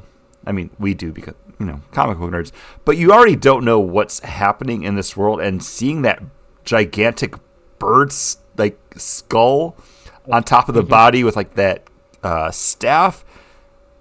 Oh, the idiot's back. Like, it adds such a great hook where I feel like going into this fresh, not knowing anything about the character, just like, oh, that would have to be like a holy shit. What is this show gonna be? And then, end of that episode, where you have Moon Knight just beating up that jackal in the bathroom. Peak cinema.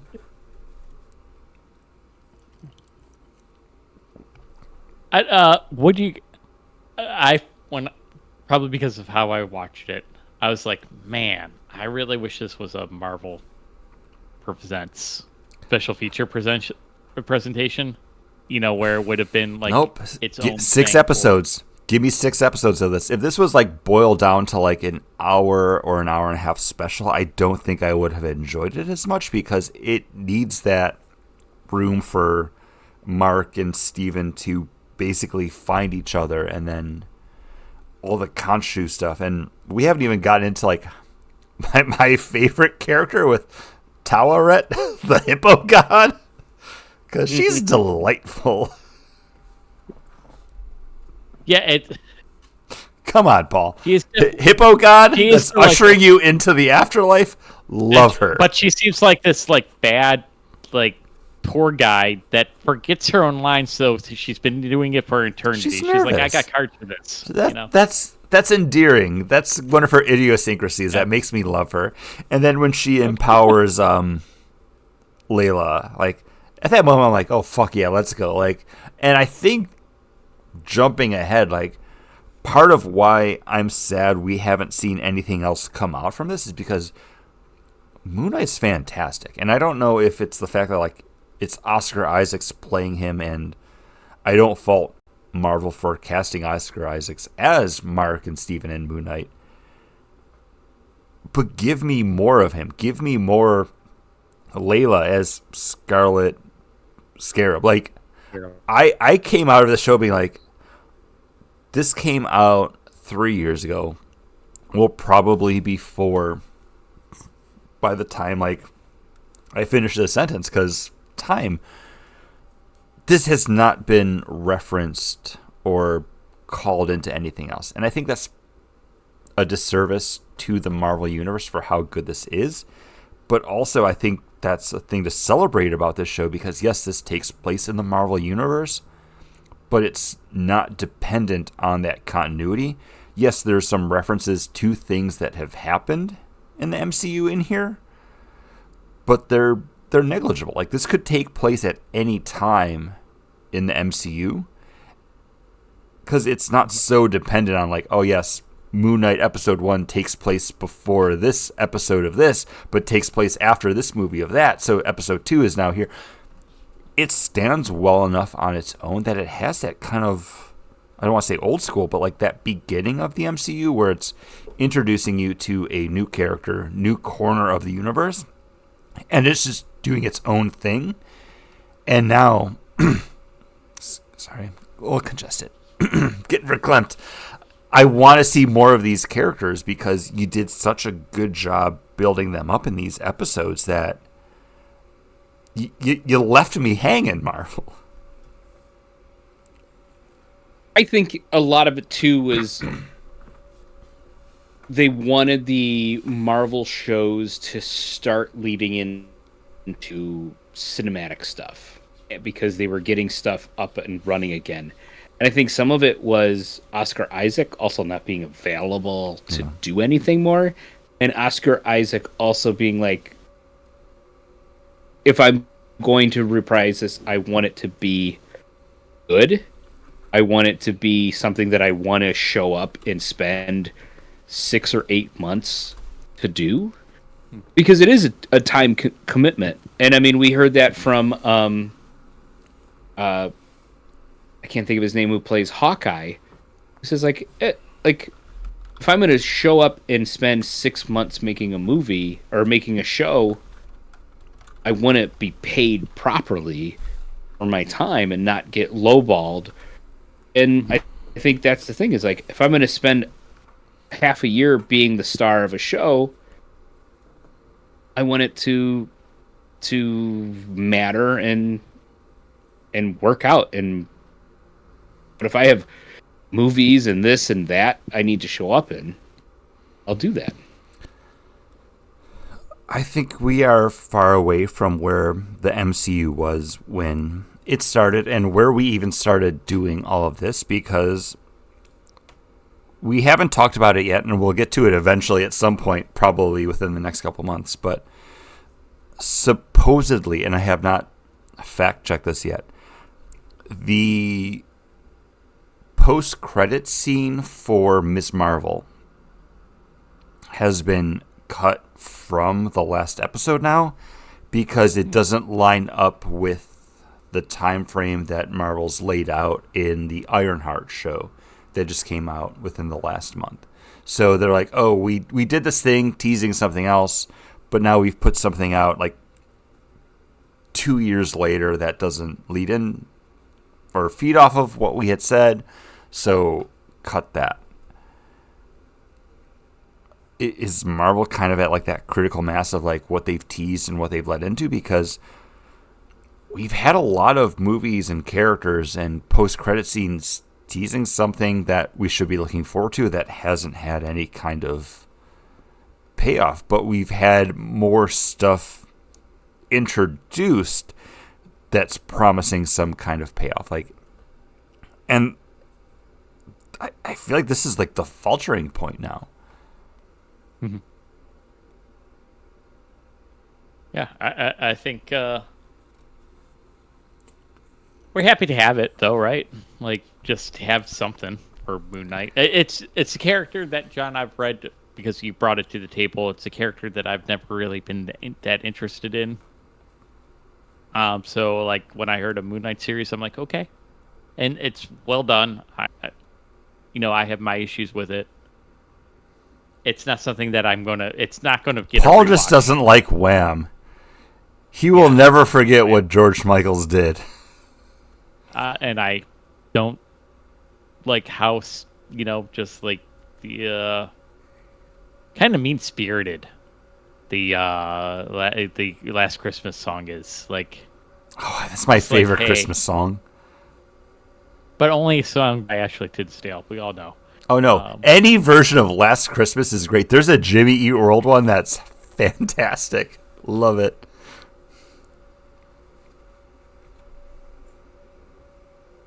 It's definitely upper tier of the Marvel shows, but I believe this is when I start really crashing out on the Marvel Disney Plus shows. After this is where I like find myself like not really going back. Like when the new ones premiere, even this one, I think they all came out before I went back when I caught up with them and watched them all. I think then I think I kind of skipped Miss Marvel, and then I watched She-Hulk, and then after that, I kind of like fell out of keeping up. Like Loki, I watched, but has Loki already happened? I forget. Yes. No. Wait, no? So Loki 1, Loki season 2 has it. Okay, yeah, sorry. That's what I thought Paul was talking about. Loki season 2. Yeah. Oh my gosh, it's so good. I know. But I can't wait to talk about it because I loved it, but I didn't like it as much as the first season. But also, it's more impactful, so that makes me like a little. But then, what it's impacting doesn't matter. Yeah, stay tuned. Stay tuned. After Moon Knight, I basically become the point of like, hey, when's that Echo show coming out? And people are like, oh, it came out, and I'm like, oh, okay. People, we're your friends, John and Chris. You know our names. That happened on the show. We have that recorded. I know it did. It's posted. People have heard that discussion. Yeah. I agree with you, Paul, on this. After this is where I was like, can't we just have Marvel shows that don't have to connect to everything that's coming or going? Like, be its own thing. And like, references aside, there's only a few in passing. Mm-hmm. But you could have this world with Moon Knight be no superheroes at all. He's the only one. Or there are other ones there, but it doesn't impact anything. And the after credit thing with Jake showing up, like it doesn't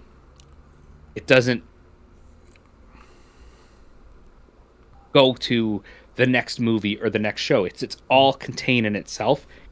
And that's when I was like, oh man, I just want all my Marvel movies to be that. I don't need everything to lead into this, to lead into that, to have these characters come back in. Like, let it just be its own thing. Mm-hmm. And I think I'd like the Marvel movies a little bit more. And have some of those things that are the things that bring it all together. But Fantastic Four, I think it's great. Oh, it's going to be in its own timeline. It doesn't take place in the Marvel Universe. But we know that those characters are going to be pulled into this whatever's coming. But like, I know they're... To me, Avengers Doomsday is just the money grab of this worked previous, we need to do it again. We haven't had the time to set up everything. We need this to launch it all over again. And I am not super looking forward to Doomsday. I'm also a little hesitant about Fantastic Four. And I like the cast and I like the time and everything, but it's like, I just want it to be if they said it's just going to be its own movie and I don't have to stay for the after credit stuff, I'd be more inclined to really want to go see it. Mm-hmm. But I'm worried that because it has to tie into everything else, it's going to be shit. Yeah. I feel like only based off of trailers, like it does seem like it is going to be its own thing. And maybe the post-credit scene will be tying it in, because we already had like our first glimpse with the Thunderbolts like post-credit scene. Like, so we know they're on their way to our MCU. I'm hoping Marvel has learned its lesson from everything that I just like took them down about, because Shang-Chi, one of my favorites, he's not back. It was also like a top grosser for Marvel. Nothing. We've been teased the Young Avengers for so long that they're now no longer being teased as Young Avengers. They're saying like, oh, they're changing it to Champions because everybody that's going to be in that movie is like 30. That's okay. Like, I still love those characters. Like, give me that. I think hopefully with what we will be getting, and this is solely based off of what we had in Thunderbolts and what's kind of been teased and trailered from Fantastic Four, is like that return to what Marvel did before, because it's been 3 years of them just saying like, all right, we're launching this, tease something, we're launching this, tease something, we're launching this, tease something, but there's been no payoff because they're still trying to figure out where to go and what people liked about what they launched and also what they teased. We had a fantastic Thor movie, and then we had a bad one that we'll be talking about at some point. So Love and Thunder is there. No, Ragnarok. There, I thought you said we had a Fantastic Four movie. I'm like, no, that's coming up. No, you said a Fantastic Thor movie. Hammer. Okay. Yep. Ragnarok, top tier. Love and Thunder, not great. But then also Love and Thunder teased more Thor stuff with Hercules. But there's been nothing, though. It seems like just throwing everything on the wall and seeing what sticks and then going from there. Like, Blade was announced like 5 years ago now. They had costumes made that they gave to sinners. Listen to 614 to hear about that in the Week in Geek. We still don't know if and when Blade's happening, but the stuff that works does work well, and I think Moon Knight is one of those things that worked, but there's also been no continuation. Like, they're not capitalizing on the things that they're doing right because they're too caught up in like, what else can we do? Right.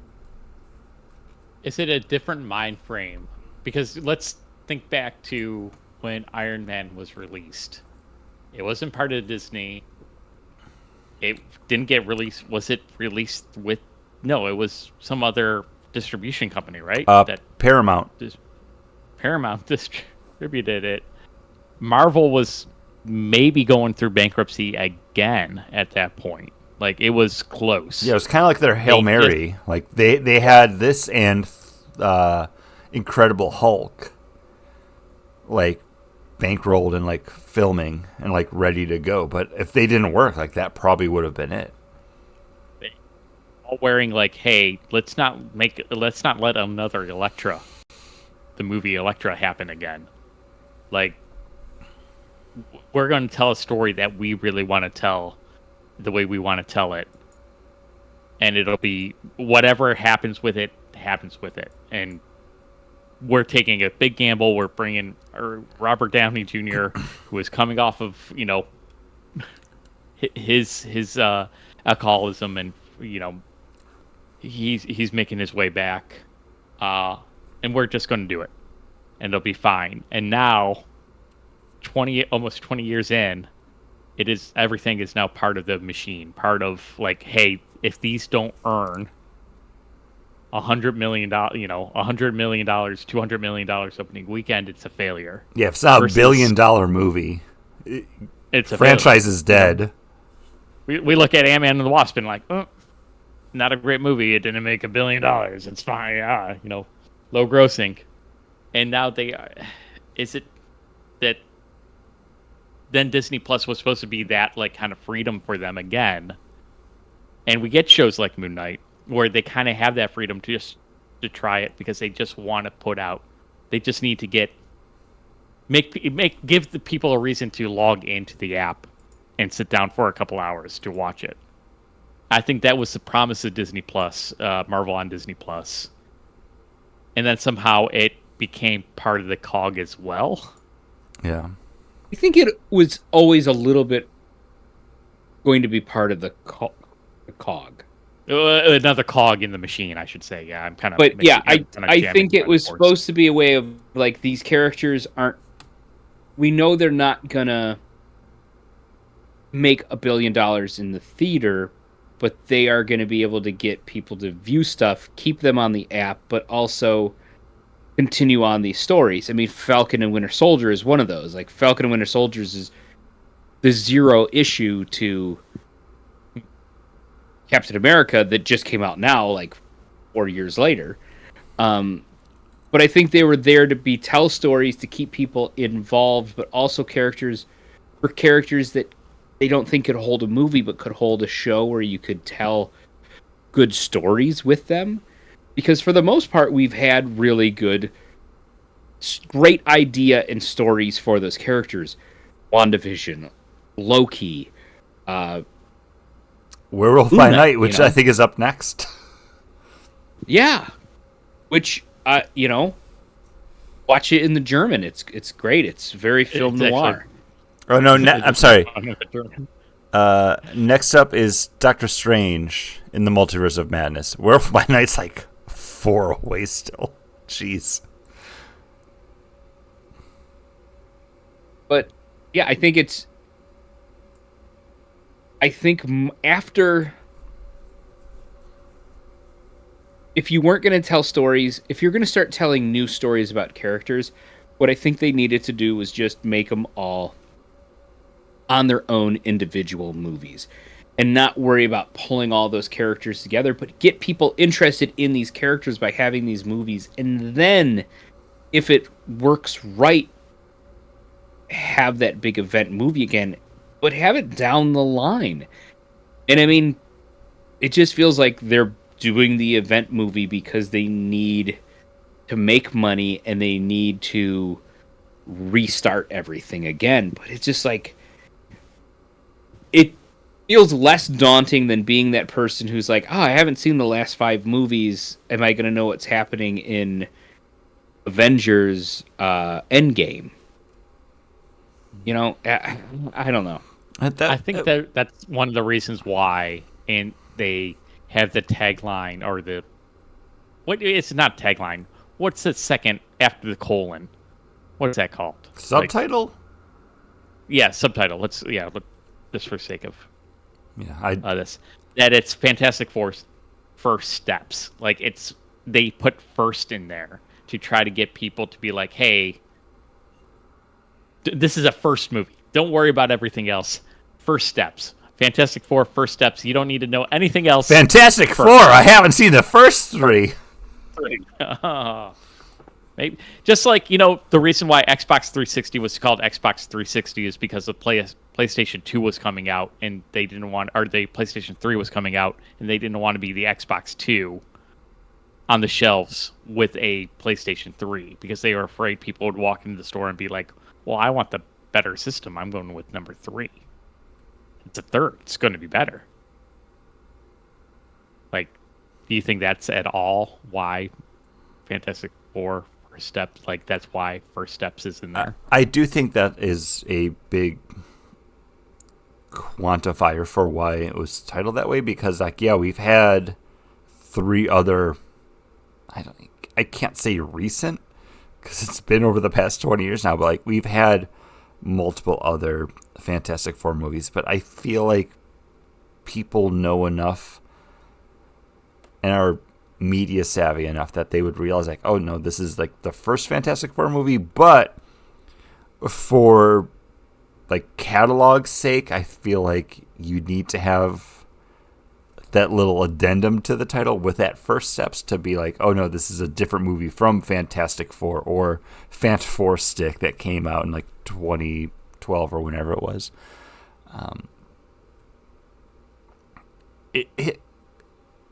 It's a crowded shelf if you're buying all this and like placing it there. So I get wanting to differentiate what you're doing now from what came before. Like, that's why Superman's just Superman, because previous to this we've only had Superman the movie.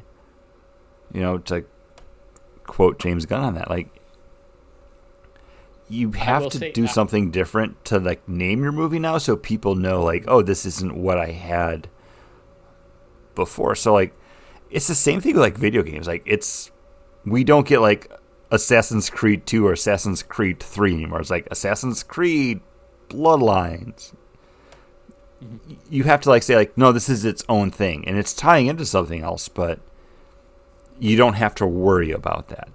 And that kind of goes with what Bob Iger said at Disney, where like, Thunderbolts was like the first of their new viewpoint and like launch point for what they're doing with Marvel, because Kevin Feige even said like he doesn't want to feel like watching a Marvel movie feels like homework. Moon Knight doesn't feel like homework. Like, it's its own thing, and I want more of it. Yeah. So where are you going to put it on your list there, Chris? I There's already 32 on here. We're going to make it 33. I already have this open. So I think it's a great standalone thing. I want more of him in the Marvel universe. I have a spot. I'm just looking at what's coming before to make sure. I am putting this in my number 14 spot. So this is coming right after Shang-Chi and the Legend of the Ten Rings at number 14, and right before Hawkeye, which is now going to be my number 16. It's a great introduction to a fantastic character that you don't have to see anything else that came before. Like, things that I have before this now in like that top 14 may be introductions, or it may be like better versions of characters that have already been introduced. So I feel like 15 sounds low, but he's in great company right there. It's right in the middle. Oh, man. If you think 15 sounds low.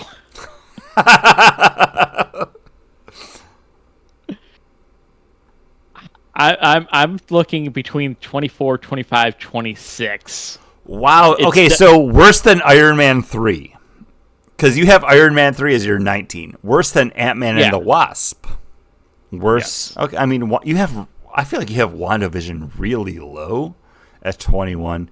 You're not a Spider-Man fan, so Spider-Man being like 22, 23 with No Way Home and Far From Home. And I'm not a Moon Knight fan. I don't think anybody's ever been like, so wait, Paul, you're a Moon Knight fan, right? I need confirmation. What number did you say? Because are you putting this below I'm original? Having a hard time. I'm having below a hard time original Thor? I think it's right below original Thor and above Iron Man 2, or is it below Iron Man 2 and above Black Widow?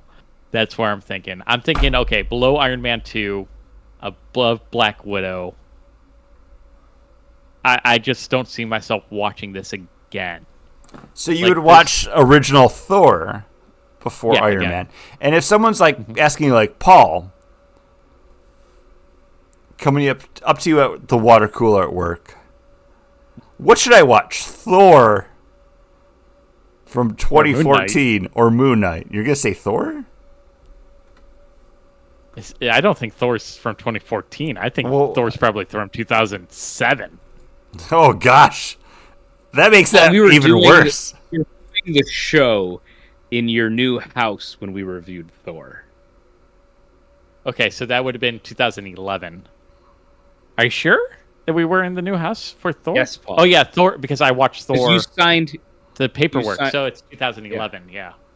That would have been May. May 4th or May 3rd, 2011 that Thor came out then. And Yeah, I think it was 2011. Yeah. Later in the it was later in the thumma. Okay, Iron It Man was came out it was the summer of Thor, so they called it the Thummer. Yeah. Yeah. All right, yeah, so I'm putting it right there. I'm putting it right below Iron Man 2 at 26. Sorry, you guys hated Iron Man 2. I came under fire for putting it as high as I did because I was like, no, this like leads into a lot of the MCU. You guys like, boo, Iron Man 2.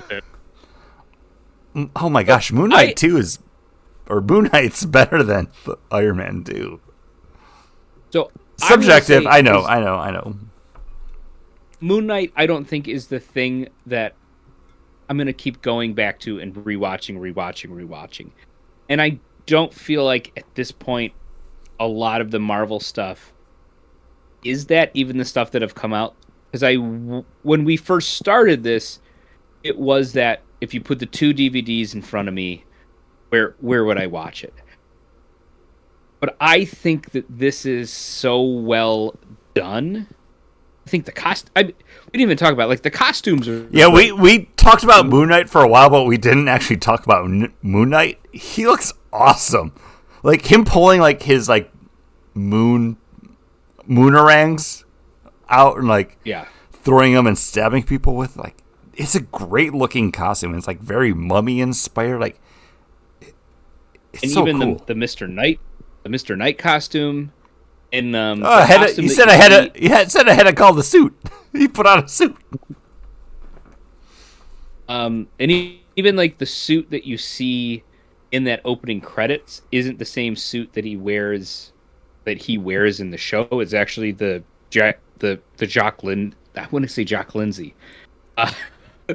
Hanger bar. Let's go get a drink. But the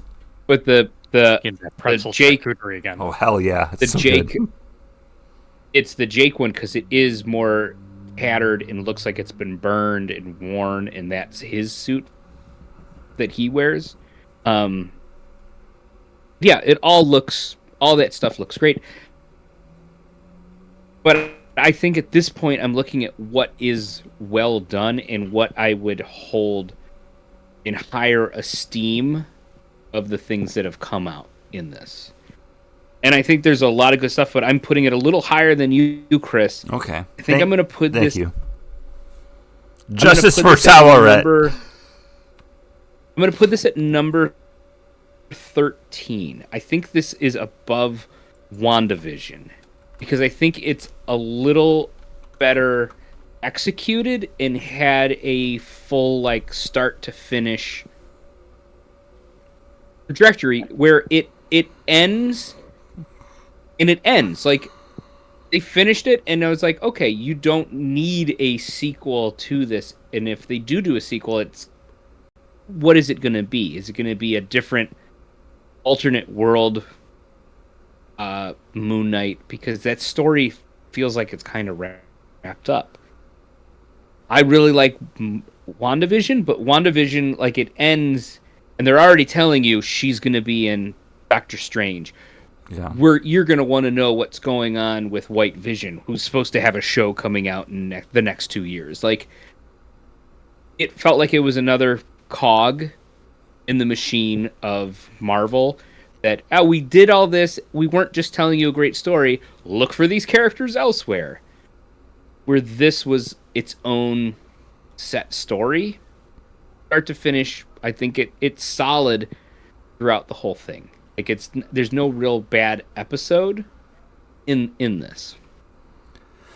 I'm sad that Marvel has said, like, no, there will not be a season 2. Like, but stay tuned for Moon Knight in something else, because give me Moon Knight season 2. Like, bring me back into this world with Mark and Steven being like, wait, why are we still beholden to Khonshu? Oh, there's like this third identity that we didn't know about, but we also had moments where like, was that you? No. Was that you? No. Like, they set that up in the series, so like that payoff in a post-credit scene, like you could have just watched this show as it was and been like, all right, that was cool. But like, if again, you are a Marvel or a movie fan now because everything has that post-credit scene.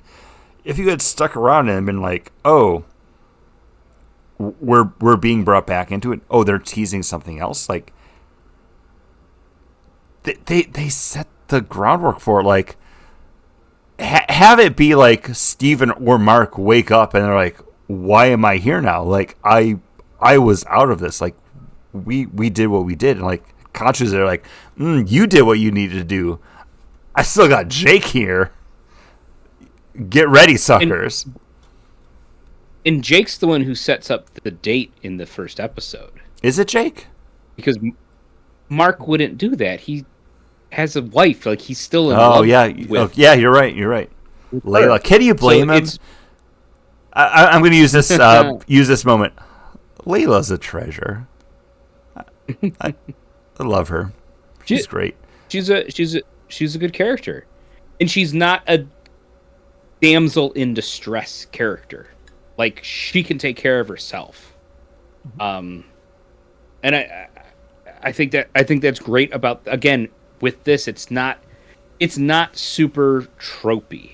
Yeah. And it's like, oh, the character dies and he's going to come back and save the day, but character dies and it's not just like, oh, I'm back, baby. It's no, I got to get right in my head and balance these personalities and bring them to one to be able to do this, and one give up the fields of grain to do that. And I think that's one of the things that works. But yeah, like the murder of those characters. Did you do this? No, I didn't do this. And it's this third personality. The taxi driver personality. I have nothing else. Weird that he pulls out 2 hearts and not 3. Now that we're talking about it, he's not there as well, even though he would be dead as well. But he wasn't involved in anything. So does that remove him from the equation? Like, I'm trying to justify it. He's still doing stuff.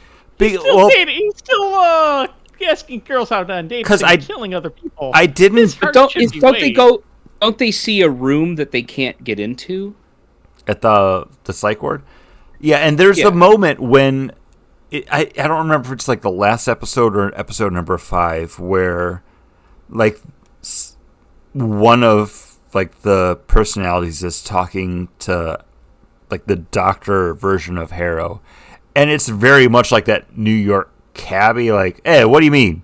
What are you talking about? And it's like, I didn't get that on that first watch through, but like, is that other personality kind of like being teased again, like in an actual like way besides like, oh, was that you? No, that wasn't me. Was that you? No, that wasn't me. Like, because like at that point, I've watched this show before. Like I'm watching it again. Like that voice that Oscar Isaacs was doing is very different from Steven and Mark. Like it was off-putting in that moment, and I didn't catch it on that first watch. Well, even the thing of it's not Mark that sets up that date where you are meant to think that it's him, and it's Jake. Like, so it's definitely Jake the Steak. Do we absolutely know that? Because I know you're saying, oh, well, he wouldn't set up a date with. Why would Mark, who is the guy who is doing all the missions? Yeah, he wouldn't set up a date unless he's knows that he wants to keep. He was jealous. The only reason he would do it is to try to keep Steven from looking into things. So he's. But it was never brought up that it was never brought up that he was doing that, and I don't think he has time to even think of that. I think most of the times when Steven is taking over from him, it's a pain in the ass because he's supposed to be doing these and he's supposed to have kept him under control and not have these lapses where he's not in control. So I don't think Mark would set up a date. Plus, he is super still hung up on Layla. Can you blame him? She's delightful. Much like Toweret, the hippo god. Guys, can we talk about Toweret? Rawr. He's a delight. She's delightful. Love her. Guys, I can't do my growl. it's okay. Can do it. Listener, if you've been watching along with us throughout our retrospective, where does Moon Knight place for you? If you're just jumping in now, let us know. Email us over at bagandboardcast@gmail.com or comment on any of the social media posts for this here episode because, in spite of Paul's placement, I feel like we're more positive on Moon Knight than negative. Yeah. Just to tease it out, next for our retrospective that we'll be talking about will be Doctor Strange in the Multiverse of Madness. So going back into the movies. But next week, 6/16, we're going back to freemium content with John's pick, Pokemon Go.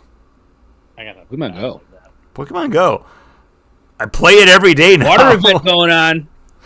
Okay, we'll talk about it on the show Trying to because squeeze there's. Moon Knight in this past week has been hard enough. I didn't do any Pokemon Go. Oh, Paul, you can just do Pokemon Go as you're just doing your thing. Like, open your phone. Hey, you're Pokemon going.